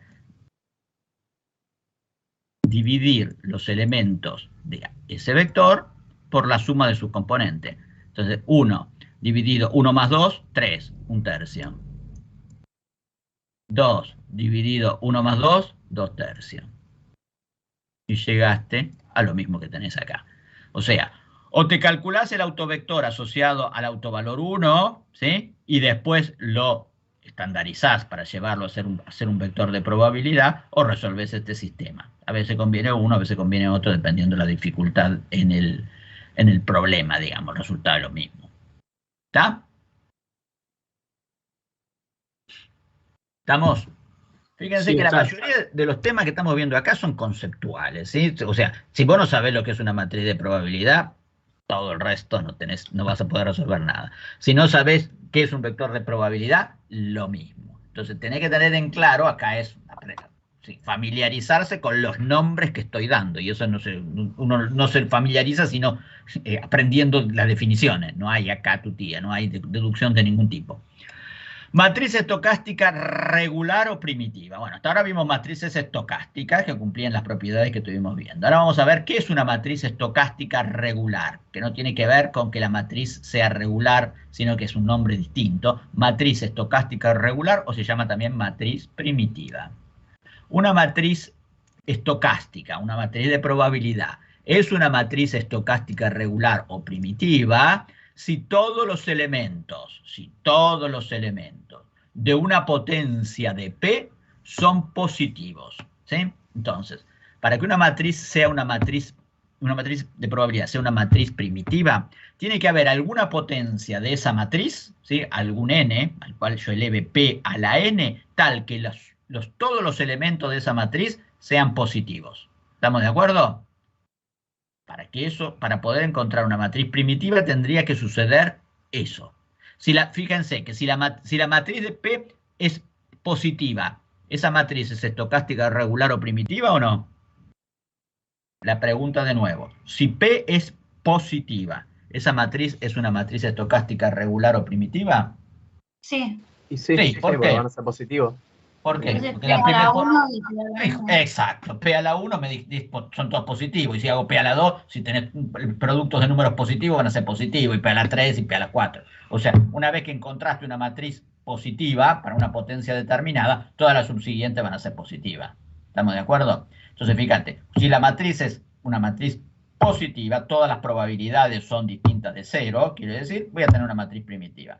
Ahora, puede darse que la matriz sea una matriz de probabilidades, pero que tenga 0. Alguna de esas probabilidades, ¿sí?, sean distintas de 0. Por ejemplo, si tenés esto que está acá. Eso es una matriz, ¿sí?, estocástica, porque sus elementos son no negativos, y la suma de los elementos de cada fila es 1, perdón. Entonces, 0 más 1, 1, 1 medio más 1 medio, 1, es una matriz de probabilidad, y quiero saber, ¿sí?, si esta matriz es estocástica regular. Bueno, si yo hago P, tendría que hacer P al cuadrado. Bueno, P al cuadrado es hacer las cuentitas, por lo visto, P cuadrado te da esto. O sea, si P cuadrado te da esto ya es positivo.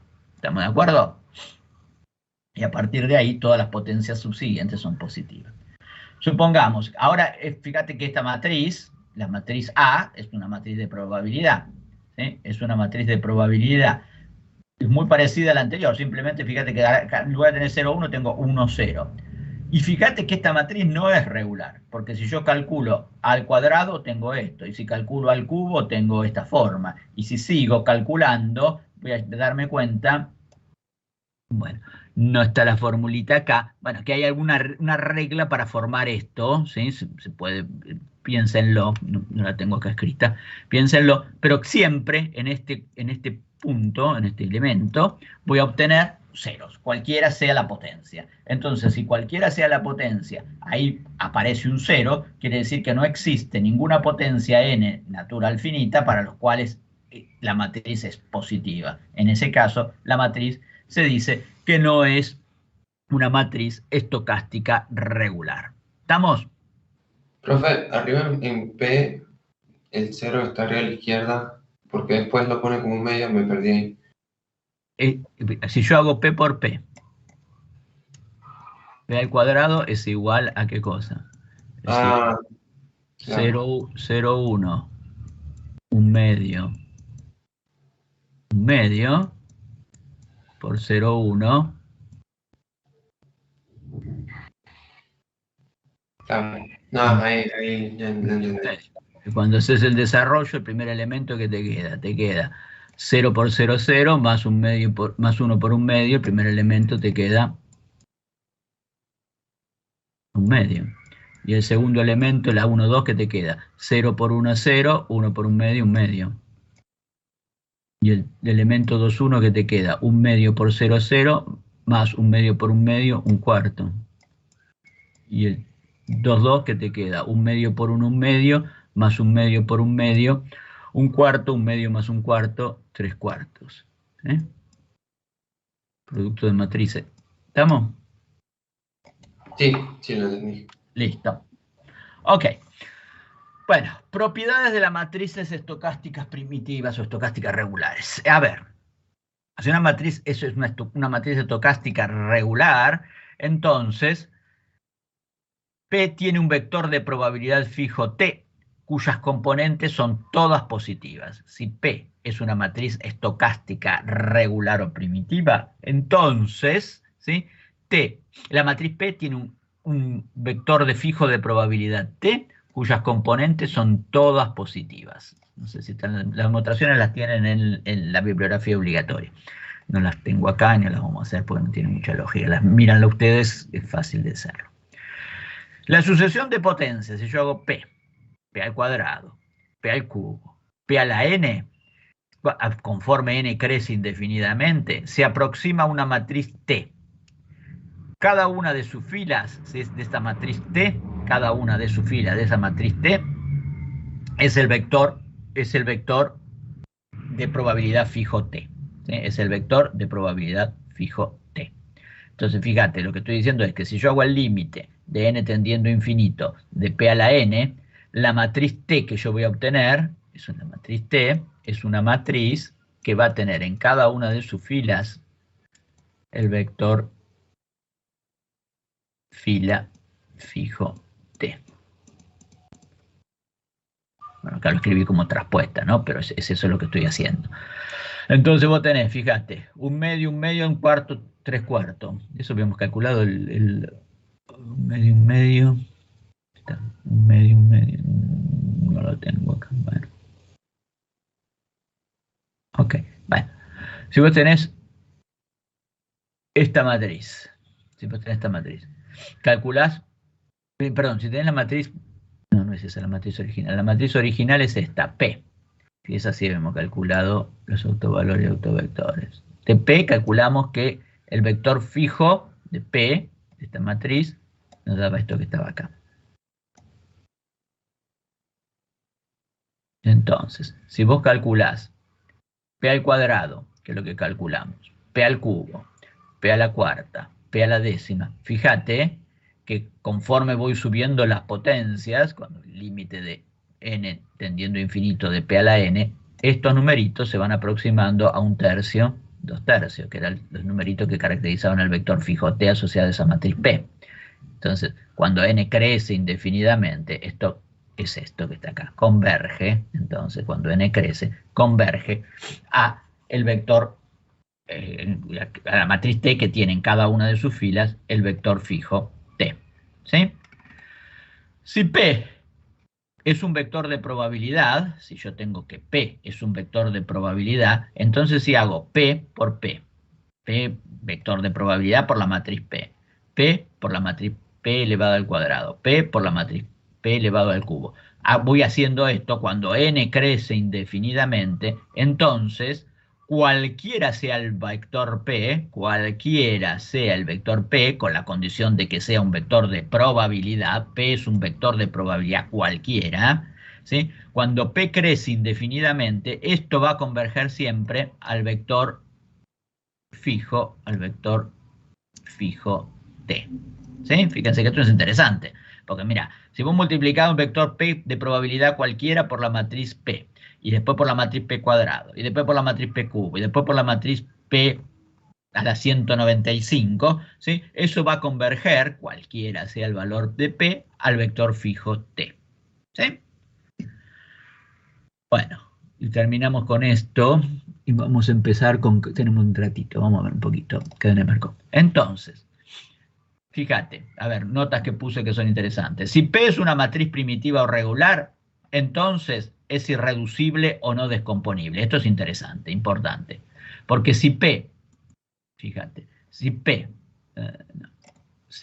esto es propiedad, si P es una matriz primitiva o regular, entonces es irreducible o no descomponible necesariamente. ¿Por qué? Porque si P fuese reducible o descomponible, la podría expresar, supongamos que fuese reducible, no totalmente reducible, ese sería otro caso mayor todavía, entonces tendría acá la matriz P11, la matriz, ¿no? Estoy hablando, esto es un P mayúscula. Acá tendría la matriz nula y acá tendría la matriz P21.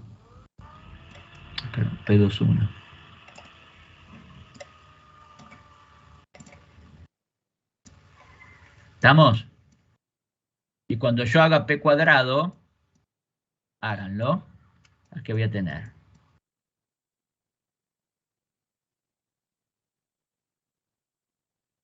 Fíjate, ¿qué vas a tener? Cuando hagas P cuadrado vas a tener P11, ¿sí? Escribirlo acá.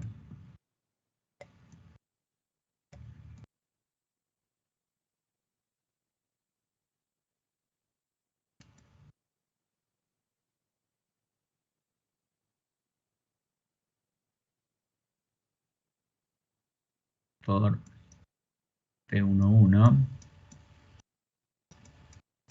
P12,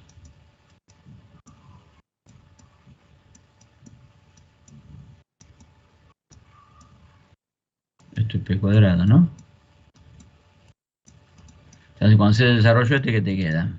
Te queda, fíjate, acá te queda P11 por P11, P11 al cuadrado. Recordad que son matrices esto, ¿no? Esto por esto, más P12 por la matriz nula, que es la matriz nula. El elemento 1,2, ¿qué es? P11 por P12, ojo que el orden importa, porque son matrices, P11 por P12,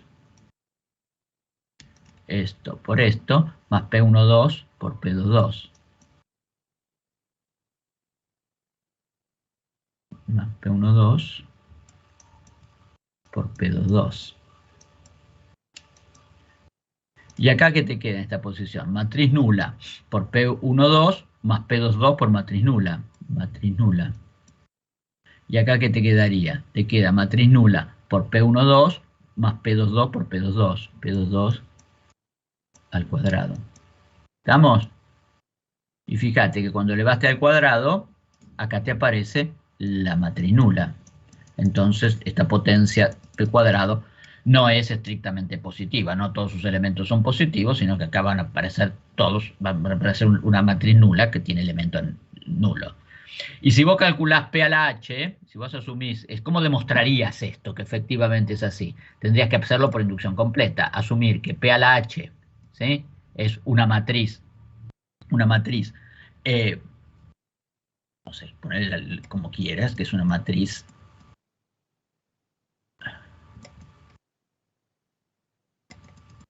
acá tiene la matriz matriz nula. Y acá tenés la matriz, no sé, llamala P. Para no ponerle P, vamos a poner un nombre distinto. Bueno, podés ponerle P11 a la H. Esta es una matriz que llamás A, que es el desarrollo de todo esto que tenés acá. Y esta es la matriz P22 elevado a la H. Asumís que esto es válido y tenés que demostrar que P a la H más 1 tiene una estructura de este tipo, para lo cual tendrás que hacer esto multiplicado por esta matriz y vas a demostrar que acá también está esto. Entonces, si lo probaste por inducción completa matemática, lo probaste cualquiera sea la potencia de H. ¿Me siguen lo que digo? Sí. Ok.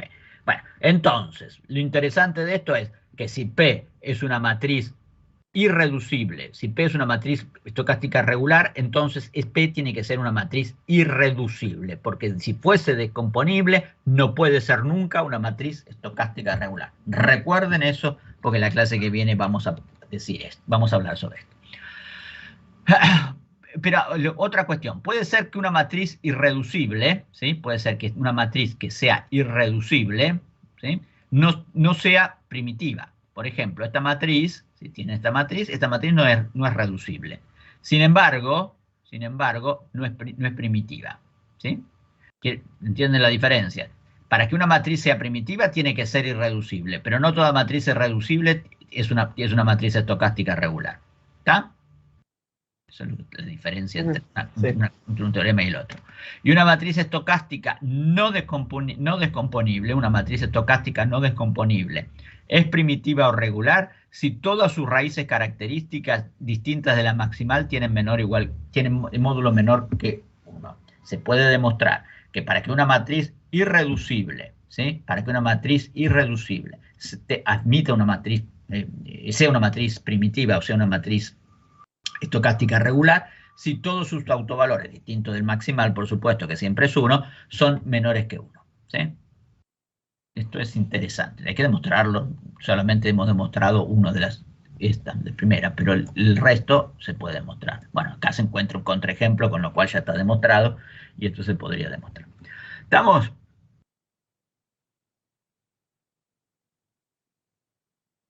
Sí, sí. Bueno, ok, entonces, con esto terminamos los temas relacionados con matrices no negativas, ¿sí? Y todo que tienen que saber qué es una matriz reducible o descomponible, cuándo es totalmente reducible o descomponible, matriz positiva, matrices no negativas, teorema de Perron, primero de Frobenius, segundo de Frobenius, teorema de la raíz maximal, y todo lo que hablamos recién respecto de matrices estocásticas, vectores estocásticos, vectores puntos, vectores estocásticos fijos de una matriz estocástica, y matrices estocásticas primitivas o regulares. Bien, vamos a ver en base a todo lo que vimos acá, vamos a empezar con otro temita. Tenemos 10 minutos más, 10 minutos vamos a verlo. Ya lo vimos. Vamos a empezar entonces con algunos conceptos que voy a ilustrar ahora. No voy a hacer demostraciones para no cansarlos más. Vamos a trabajar con lo que se llaman cadenas de Markov. Cadenas de Markov finita. De nuevo, de acá en este curso vamos a abrir simplemente una ventanita de lo que son las cadenas de Markov finita. Las cadenas de Markov finita sería un curso per se. ¿Sí? Para entender las distintas tipologías de cadenas de Markov y todas las consecuencias, se requiere un curso entero. Pero entonces no lo vamos a poder hacer y por lo tanto vamos simplemente a ver los conceptos básicos para que ustedes puedan entender de qué se tratan las cadenas de Markov. Y las cadenas de Markov tienen muchas aplicaciones en la práctica, y muchas veces en su laburo van a tener que hacer alguna aproximación con este tipo de análisis, porque les va a servir para tener una idea de dónde están parados, digamos. Con lo cual es importante que entiendan este tema. Igual que la estática comparativa, son temas que son interesantes y claves en los laburos de cualquiera, digamos, de alguna manera directa, indirectamente, con mayor o menor profundidad. Uno siempre piensa en un análisis de estática comparativa y muchos problemas también los puede pensar a partir de cadenas de Markov finitas. Vamos a ver después muchas aplicaciones diferentes.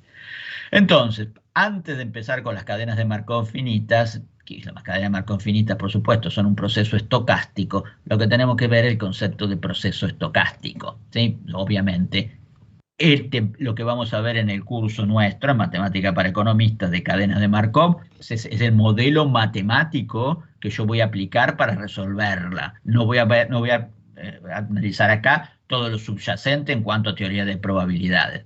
Los que sigan la carrera de actuario, seguramente en estadística actuarial, van a ver cadenas de Markov, ¿sí? Y van a ver los fundamentos teóricos de las probabilidades condicionadas que se aplican en este modelo. Nosotros no vamos a entrar en eso, simplemente vamos a ver la intuición. ¿Está claro para todos? Claro. Dónde Sí. vamos a estar parados y lo que vamos a hacer. De nuevo, no se olviden que esto es simplemente la puntita del iceberg.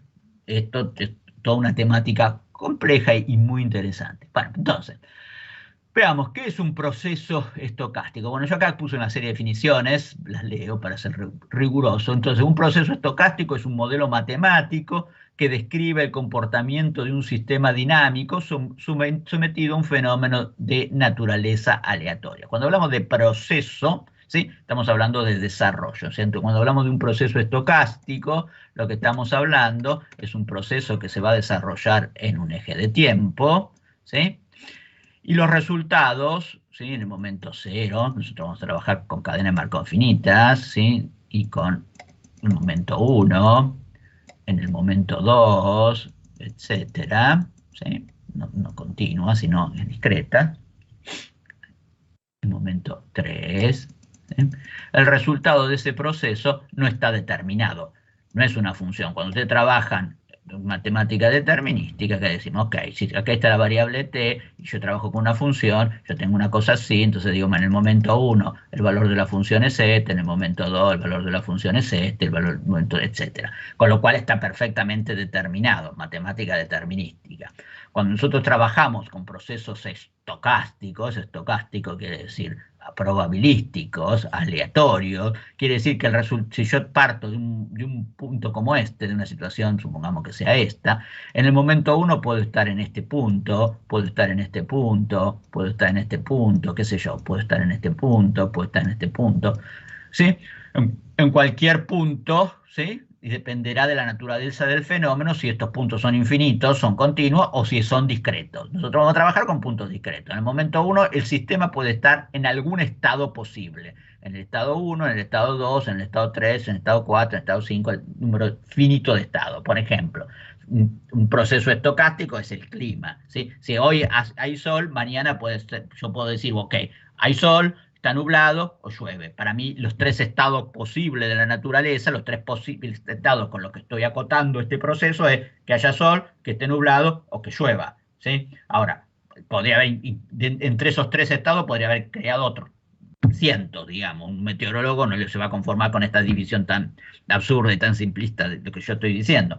Pero bueno, lo que me tengo que asegurar es que sean todos los resultados posibles. Si yo digo que hay sol, está nublado y no llueve, digamos, y llueve, ¿sí? Son los tres casos que pueden darse, no hay otro caso, ¿sí? No será un modelo muy útil para un meteorólogo, pero para nosotros, para un problemita, ¿sí? Podría serlo, digamos, para el problema personal, digamos, si viajo o no viajo en determinadas circunstancias. Con lo cual, lo primero que tengo que tener en claro cuando pienso en un proceso estocástico es un proceso que se desarrolla en un eje de tiempo. Nosotros vamos a tratar el tiempo como una variable discreta, momento 1, momento 2, momento 3, no como una variable continua, y en el cual los valores que puede tomar el sistema no son únicos. Pueden ser un número finito de valores y asociados a cada uno de estos valores, ¿sí? Hay una probabilidad que el sistema esté en el estado 1, digamos, que tenga el resultado 1, tiene una probabilidad P sub 1, que tenga el resultado del estado 2 es P sub 2, en el estado n es P sub n. Lo que tiene que ser es exhaustivo, tiene que describir todas las posibilidades que puede tomar el sistema y asociado a esos resultados que puede tomar el sistema, tener una ley de probabilidades o tener las probabilidades de ocurrencia de esos resultados. ¿Estamos claros? ¿Está claro hasta acá? la idea, la intuición de un proceso estocástico? Sí, sí. Ok, entonces, bueno, después lean lo que está ahí. Básicamente lo que yo voy a tener es un eje de tiempo para definir un proceso estocástico, T, una variable T, un resultado asociado a cada momento y una probabilidad asociada a cada resultado. ¿Sí? Un conjunto de resultados asociados a cada momento, una variable aleatoria se define por los resultados posibles y sus probabilidades asociadas. Entonces, con esos elementos yo puedo definir un proceso estocástico que es un modelo matemático que evoluciona a lo largo del tiempo en forma probabilística, no determinística, en torno a un conjunto de estados posibles. Ese es el concepto, la intuición de proceso estocástico. Por supuesto que si me agarra alguien de exacta, va a decir, este tipo está diciendo una estupidez o algo muy, no una estupidez, pero está diciendo algo muy simple. Tendríamos que entrar con teoría de la medida y todo este tipo, todos estos temas que, bueno, exceden el alcance del curso. Ok, entonces, si entendí eso, vamos a ver qué es una cadena de Markov finita. ¿Qué es una cadena de Markov finita? Si entendí lo que es un proceso estocástico, si entendí que proceso es un proceso que evoluciona en el tiempo en torno a un conjunto de estados posibles que puede tomar el sistema, asociados a esos resultados hay una probabilidad determinada, ¿sí? Entonces vamos a caracterizar lo que es una cadena de Markov finita, que es un tipo particular de proceso estocástico. Un tipo particular de proceso estocástico. Algo que quiero aclarar ahora, ¿sí? Las probabilidades. Cuando hablamos de vector de probabilidades, las probabilidades, ¿qué valores pueden tomar? ¿Cuál es el rango de variabilidad de una probabilidad? Entre 0 y 1. Exacto, entre 0 y 1. No es posible poner una probabilidad que les dé 1,25, porque eso es un error conceptual grave, ¿sí? Yo supongo que la mayoría de ustedes hicieron estadística y esto lo tienen claro, pero no crean que lo que estoy diciendo es una pavada. Hay muchos alumnos que cuando hacen cuentita con cadena de Markov se equivocan en los cálculos, lo cual es posible, ¿sí? Y no es grave, digamos, es un error de cálculo, y le da una probabilidad, hicieron mal la cuenta, de 1,25 y me ponen que la probabilidad es de 1,25. Eso no existe. La probabilidad está entre 0 y 1. Si te dio la cuentita 1,25 y no tenés tiempo para corregir la cuentita, lo que me tenés que poner al lado de ese 1,25, esto está mal por un error de cálculo, la probabilidad obviamente tendría que estar entre 0 y 1. Pero lo que estoy diciendo me pasó el cuatrimestre pasado con varios alumnos, ¿sí? Varios alumnos, con lo cual esto me preocupa, porque si ustedes hicieron estadística, obviamente lo primero que tienen que tener en claro es que la probabilidad está entre 0 y 1.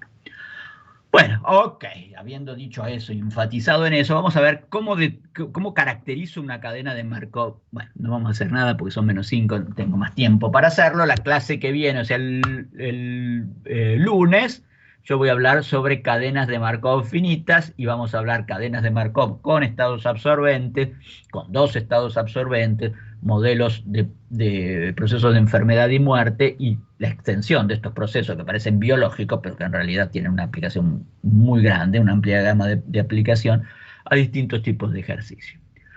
Así que bueno, si tienen alguna pregunta, tenemos 3 minutos, me dicen. No quiero pasarme como hice el otro día, que me pasé bastante, por eso no quiero empezar. ¿Preguntas, dudas?